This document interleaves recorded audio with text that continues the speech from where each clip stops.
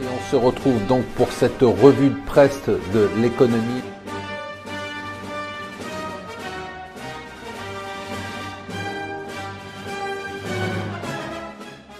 Bonjour et bienvenue sur Mon Financier pour la revue de presse de l'Écho. Nous sommes le vendredi 19 mai. D'abord, je vous rappelle que ce soir, vous avez C'est votre argent à 19h sur BFM Business. On revient sur tous les événements de la scène, les dossiers, Dieu sait s'il y en a eu, et on vous donne quelques conseils.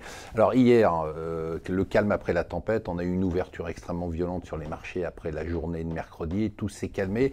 On a déjà des enseignements à tirer, c'est intéressant. On voit que tout ce qu'on appelait les reflation trades, vous savez, tous ces trades qu'on avait mis en place après la nomination, enfin l'élection de Trump, sont en train de se retourner. Donc on avait le dollar à baisse, c'était un des grands paris. On avait la hausse des taux d'intérêt américains. Pour l'instant, ça n'a pas l'air de bien se passer, puisqu'il y a quand même des doutes sur l'économie américaine. Il y a aussi des doutes, bien évidemment, sur la présidence de Trump. Tout ça est lié, on le sait, cette semaine, aux événements concernant les liens entre Trump et la Russie. Et puis on a eu l'autre grand trade depuis le début de l'année dans ces reflation trades, c'était les marchés émergents. Alors là, c'est ni la Fed ni Trump qui sont responsables, c'est un scandale possible de corruption dans lequel serait impliqué le président brésilien. Il aurait payé des pots de vin à un politicien corrompu contre son silence. Et du coup, hier, ça a été vraiment la débandade avec le Bovespa, la bourse brésilienne, qui a perdu plus de 10%. Il a fallu arrêter le trading pour essayer de stabiliser les marchés, et puis le Real qui a perdu 7 à 8%. On est quand même dans des marchés très agités. Alors la volatilité a rebondi, on vous avait conseillé de l'acheter.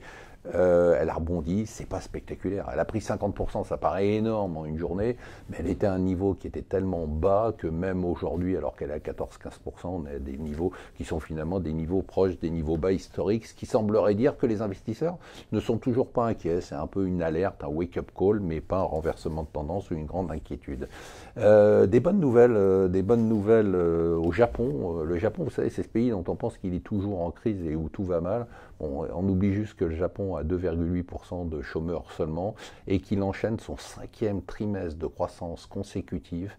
C'est quand même assez spectaculaire, avec 2,2% en rythme annuel de croissance au premier trimestre. Finalement, les Abenomics, qui datent d'il y a 4 ans, peut-être qu'ils commencent à porter leurs fruits. L'autre bonne nouvelle, toujours la baraka de Macron, c'est le chômage qui est au niveau le plus bas depuis début 2012.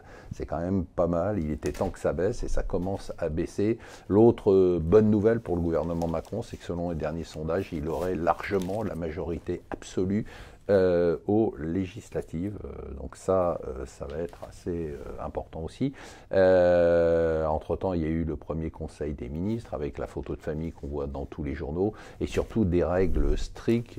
Tous les ministres ont dû jurer, cracher, qui ferait preuve de confidentialité et de solidarité. Cette affaire qui n'en finit pas depuis 25 ans et c'est pas encore terminé. La Cour de cassation a dit hier à Bernard Tapie qu'il devait payer ses 404 millions, qu'il n'a pas. Il a mis tout ça de côté. On va voir comment tout ça va se finir. Mais en tout cas, ce n'est pas terminé. Une affaire qui dure depuis 25 ans et qui va continuer. Voilà, je vous souhaite une bonne journée. Je vous retrouve ce soir à 19h sur BFM Business.